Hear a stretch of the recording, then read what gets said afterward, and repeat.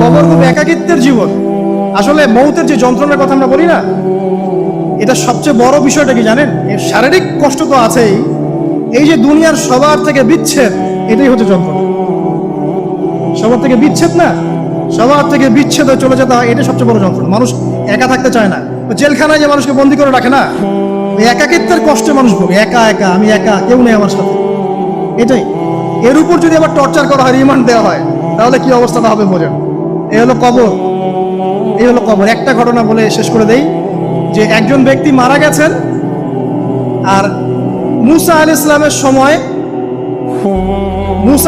সময় বানু ইসরাইলের কোন এক নবী, আমি ঠিক নাম বলতে পারবো না যে কোন নবী, কারণ নামটা হাদিসে আসে নাই, কোন একজন নবী আল্লাহর কাছে দোয়া করছেন, আল্লাহ মৃত মানুষের সাথে আমার একটু কথোপকথন করায় দাও। আমি জাস্ট একটু কথাবার্তা বলতে চাই যে মৃত মানুষটা কেমন আছে বা তাদের অবস্থাটা কি, আমি জানতে চাই।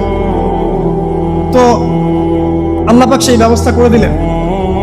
তিনি একটা কবরের কাছে গিয়ে দাঁড়ালেন, একজন মৃত মানুষ উঠে আসলেন। এটা সায়েন্স বিশ্বাস নাও করতে পারে, আমাদের কোনো মাথা ব্যথা নেই, ঠিক আছে? তো এবার তিনি তাকে জিজ্ঞাসা করছেন যে তুমি কেমন আছো, তুমি কেমন আছো, এই মুর্দাকে জিজ্ঞাসা করছেন। তিনি বলছেন আজকে থেকে প্রায় 500 বছর আগে আমার মৃত্যু হয়েছে। এই ব্যক্তি বলছে আজকে থেকে প্রায় 500 বছর আগে আমার মৃত্যু হয়েছে, এখন পর্যন্ত আমার গা থেকে, আমার আত্মা থেকে মৌতের যন্ত্রণা দূর হয় নাই।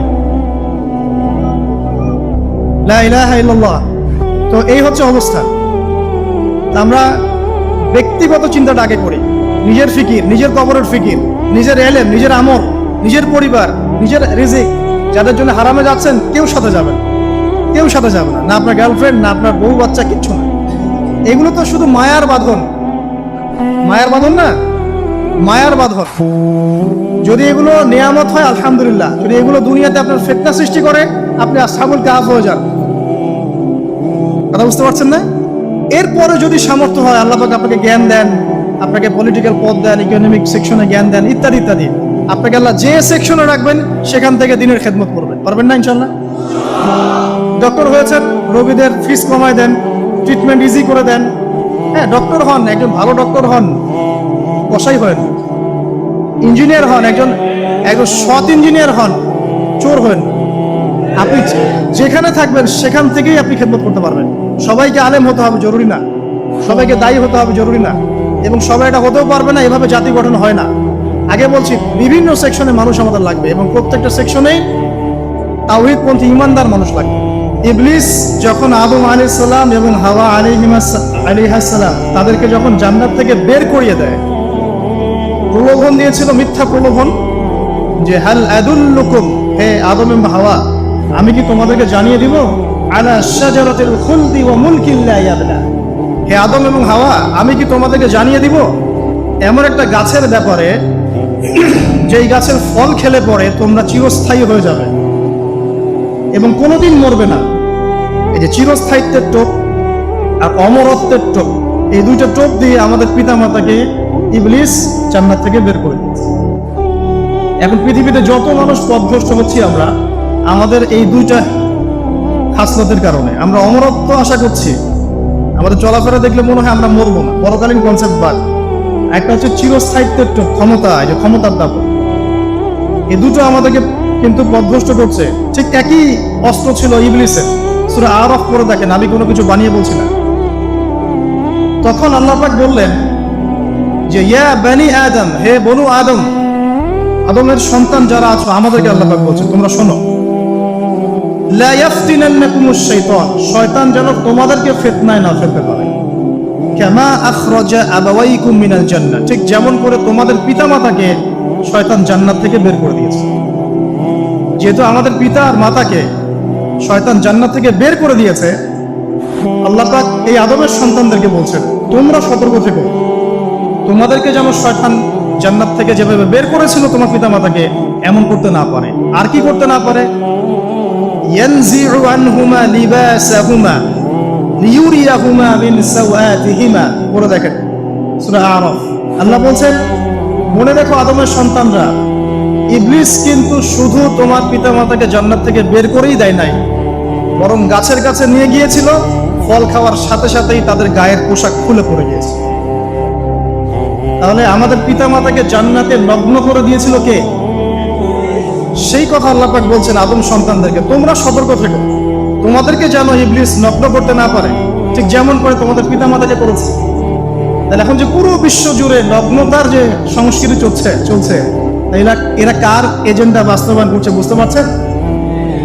কোরআন পড়েন, পৃথিবীতে যত সভ্যতা চলে গেছে, ব্যাবিলনের সভ্যতা, চাইনিজদের সভ্যতা, তারপরে যে আমাদের মাও সেতুং, ইতালির মুসোলিনি, এদিকে জ্যাপল সার্তে, এদিকে আপনার ফিডেল ক্যাস্ট্রোর কথা বলেন, ওই পশ্চিমা সভ্যতা বাদ দিয়ে যত বড় বড় সভ্যতা রিনাউন্ড, সবার পোশাক ছিল শালীন।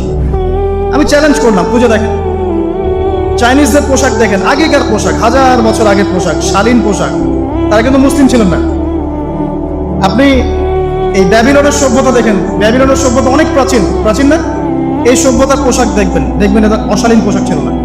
এমনকি আইয়ামে জাহিলিয়াত যেটা আমরা বলি, নবী সাল্লাল্লাহু আলাইহি ওয়াসাল্লাম যখন জন্ম নেননি তার আগের সময় করো, ওই সময়ে যে মানুষ জেনা করতো, মেয়েকে যে কন্যা সন্তানকে জীবিত দাফন করতো, তারপরেও ওদের পোশাক শালীন ছিল। হঠাৎ করে বিশ্বে একটা সভ্যতা আসলো পশ্চিম থেকে, তারা বললো যে পোশাক শর্ট হতে হতে হতে হতে এক পর্যায়ে বিকিনি পরে করা শুরু, এবং এখন ওরা সারা বিশ্বে ওটা ছড়িয়ে দিচ্ছে, আমরা সবাই ওটাকে গ্রহণ করছি। আমরা বলছি 1000 বছরের সময়। এখন দেখেন আল্লাহ পাক কি বলছেন, ওয়াইদা ফাআলু ফাহিশাতান, ওই সূরার মধ্যে আছে, যখন তারা কোনো ফাহিশা কাজ করে তারা বলে, তারা বলে ওয়াজাদনা আলাইহা আবানা, আমরা এগুলো আমাদের বাপ দাদাদেরকে দেখেছি করতে। যখন তারা কোনো ফাহিশা কাজ করে তারা বলে, অশ্লীল কাজ করলে বলে, আমরা এগুলো দেখেছি বাপ দাদা পিতৃপুরুষ থেকে করে আসছি। আল্লাহু আমারানা বিহা, আল্লাহ আমাদেরকে আদেশ করেছেন। আল্লাহ বলেন কুল ইন্নাল্লাহা লা ইয়া'মুরু বিল ফাহশা, আল্লাহ পাক কখনো অশ্লীল কাজের আদেশ করতে পারেন না। আচ্ছা, কুলুনা আল্লাহি মা লা তা'লামুন, তোমরা কি আল্লাহ সম্পর্কে এমন কথা বলছো যে কথা তোমরা জানো না? আল্লাহ কিসের আদেশ করেন? আল্লাহ বলেন কুল আমারা রাব্বি বিল কিসত, নবী বলে দিন আল্লাহ পাক আদেশ করেন ন্যায় বিচারের আদেশ করেন। ওয়া আকিমু ওয়ুজুহাকুম ইনদা কুল্লি মসজিদ, এবং প্রত্যেক নামাজের ওয়াক্তে নিজের চেহারাটাকে একনিষ্ঠভাবে আল্লাহর দিকে ফেরাবে, এই আদেশ আল্লাহ পাক করেন। ওয়া আকিমু ওয়ুজুহাকুম ইনদা কুল্লি মসজিদ ওয়াদউহু মুখলিসিনা লাহুদ্দিন, এবং একনিষ্ঠভাবে তোমরা আল্লাহকে ডাকবে, দোয়া করবে, এই আদেশ আল্লাহ পাক করেন। আল্লাহ পাক কি অশ্লীল কাজের আদেশ করতে পারেন? ইতিহাস পড়ে দেখেন, আমি নিজে হিস্ট্রির ছাত্র, আপনি পড়ে দেখবেন, পুরো ঐতিহাসিক পটভূমি পড়ে দেখবেন, মানুষ এই ঊনবিংশ শতাব্দী আসার আগে এত অশ্লীল ছিল না। এখনকার বিশ্বে যত সমস্যা চলছে, কয়েকটা বলি, রিবা বা সুদ, জেনা বা উন্মুক্ত যৌনাচার, তারপরে বেপরদামি অশ্লীলতা, 4 নাম্বার আপনার মাদক, ঠিক আছে, 5 যে বড় মহামারী পর্নোগ্রাফি, যত বড় বড় মেজর সমস্যাগুলো চলছে যেগুলো ইয়াং জেনারেশনকে ধ্বংস করে দিচ্ছে, এগুলোর ম্যাক্সিমাম এসেছে কিন্তু পশ্চিম থেকে। খেয়াল করে দেখবেন, এগুলো কিন্তু বাংলাদেশ থেকে আসে নাই, আসছে ভারত থেকে আসছে, পাকিস্তান থেকে আসছে, সাবকন্টিনেন্ট থেকে আসে নাই, এগুলো দেখবেন একটা নির্দিষ্ট জায়গা থেকে আসছে। তো এই কারণে আমাদের সতর্ক দৃষ্টি রাখতে হবে যে বস্তুবাদী উন্নয়ন সবকিছু নয়।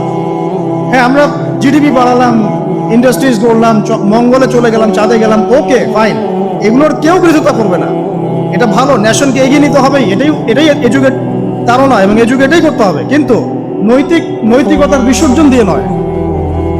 নৈতিকতার বিসর্জন দিয়ে ধর্ম থেকে দূরে চলে এসে নাস্তিকতায় বিশ্বাসী হয়ে আল্লাহকে বাদ দিয়ে, রাসূলকে বাদ দিয়ে এই বস্তুবাদী উন্নয়ন আমাদের পরকালকে বাঁচাতে পারবে না। পরকালকে বাঁচিয়ে রেখে আমার দুনিয়াবী উন্নয়ন করতে হবে, এবং দুনিয়ার উন্নয়নটা অবশ্যই জরুরি। সারা বিশ্ব যখন এগিয়ে যাচ্ছে, আমরা কেন পিছিয়ে থাকবো? আমি তো এটাও বলি যে এটা অনেক মাদ্রাসার লাইনে যারা আছেন তারা আমার সাথে একটু বিরোধিতা করেন এই বিষয়ে, কিন্তু আমি নিজেই বলি যে সিলেবাসের মধ্যে পরিবর্তন নিয়ে আসার চেষ্টা করতে হবে। শুধুমাত্র এককেন্দ্রিক শিক্ষায় কেন শিক্ষিত হব? এই যুগে চলার জন্য যে উপকারী জ্ঞানগুলো দরকার সেগুলো শিখতে হবে আমাদেরকে। আমাদের আইসিটির জ্ঞানের দরকার আছে, আমাদের ইংরেজির জ্ঞানের দরকার আছে, ম্যাথামেটিক্স দরকার আছে, সায়েন্সের দরকার আছে, আমাদের তথ্য প্রযুক্তি জানতে হবে, অর্থনীতির জ্ঞানের দরকার আছে, পলিটিক্যাল সায়েন্সের দরকার আছে, জিও পলিটিক্স দরকার আছে। এগুলো বাদ দিয়ে শুধু যদি আমি মুখস্থ করে যাই, এই জ্ঞানটা আমার কি কাজে দেবে আমাকে? এই কথাটা অনেকে নেগেটিভলি নেয়, কিন্তু আমি আসলে তাদের ব্যাপারে তাদের সাথে তর্ক করতে চাই না। আমি আমার কনসেপ্ট লালন করি, আমি এতটুকুই বলছি। এবং যারা শিক্ষিত মহল আছেন, বুদ্ধিজীবী মহল আছেন, যারা দেশ সম্পর্কে ভাবেন, যাদের নিয়ে ভাবেন, উম্মাহ নিয়ে ভাবেন, তারা কিন্তু আমার সাথে একমত হবে ইনশাআল্লাহ যে আমরা কিন্তু এই জায়গাটাতে পিছিয়ে পড়তেছি। আল্লাহ পাক আমাদেরকে কনস্ট্রাকটিভ সিলেবাসে পড়াশোনা করার তৌফিক দান করুন, এবং জেনারেল লাইন থেকে আপনি বয়কট করে একদম ইয়াতে চলে আসতেছেন কেন? জেনারেল লাইনে পড়ছেন, পড়েন, আপনার এই জ্ঞানটাকে আপনি ইসলামের কল্যাণে কাজে লাগাতে পারবেন না? সবাইকে কি আলেম হতে হবে? সবাইকে মুফতি হবে, মুহাদ্দিস হবে? অর্থনীতিবিদের দরকার আছে না? পলিটিশিয়ানের দরকার আছে না? ডক্টর ইঞ্জিনিয়ার দরকার আছে না?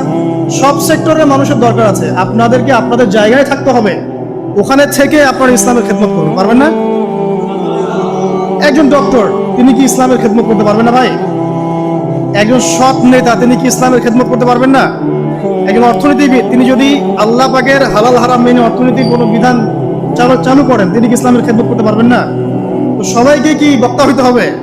সবাইকে আলেম হতে হবে? এক নির্দিষ্ট একটা শ্রেণীর মানুষ আলেম হবে, নির্দিষ্ট একটা শ্রেণীর মানুষ প্রশাসনে থাকবে, নির্দিষ্ট একটা শ্রেণীর মানুষ আপনার জনপ্রতিনিধি হবে, নির্দিষ্ট শ্রেণীর মানুষ ইকোনমিক সেক্টরে থাকবে। এইভাবে আমরা একটা জাতি গঠন করব, এবং সবাই হবে উভয় দিকে শিক্ষিত। একজন আর্মি অফিসার, তার উচিত হবে ইমামতি করার যোগ্যতা অর্জন করা। একজন ডক্টর, তার উচিত হবে ইমামতি করার যোগ্যতা অর্জন করা। আবার একজন যিনি আলেম, তারও উচিত হবে এমন পড়াশোনা করা যে পড়াশোনা দিয়ে তিনি কোরআন সুন্নাহকে হাতে রেখে ওয়ার্ল্ড অ্যাফেয়ার্সকে ডিল করতে পারেন। তো এই বিষয়গুলো আমাদের একটা গ্যাপ চলে আসছে দীর্ঘদিন থেকে। আল্লাহ পাক আমাদেরকে বোঝার তৌফিক দান করুন। আর অ্যাটলিস্ট আমরা যদি নাই পারি, আমাদের দ্বারা যদি কিছু নাই হয়, অ্যাটলিস্ট আমাদের সন্তান সন্ততি যারা আসবে ভবিষ্যতে, আল্লাহ পাক তাদেরকে যেন ইসলামের জন্য কবুল করে নেয়, আমিন। আর ইসলামের জন্য কবুল করলে কারো কোনো ক্ষতি নাই। ইসলামের আন্ডারে প্রত্যেক অমুসলিমের সর্বোচ্চ অধিকার রক্ষা করা হয়, অন্য কোনো জায়গায় করা হয় না। এবং প্রত্যেকটা ধর্মগ্রন্থের মূল কথাগুলো দেখবেন একই রকম।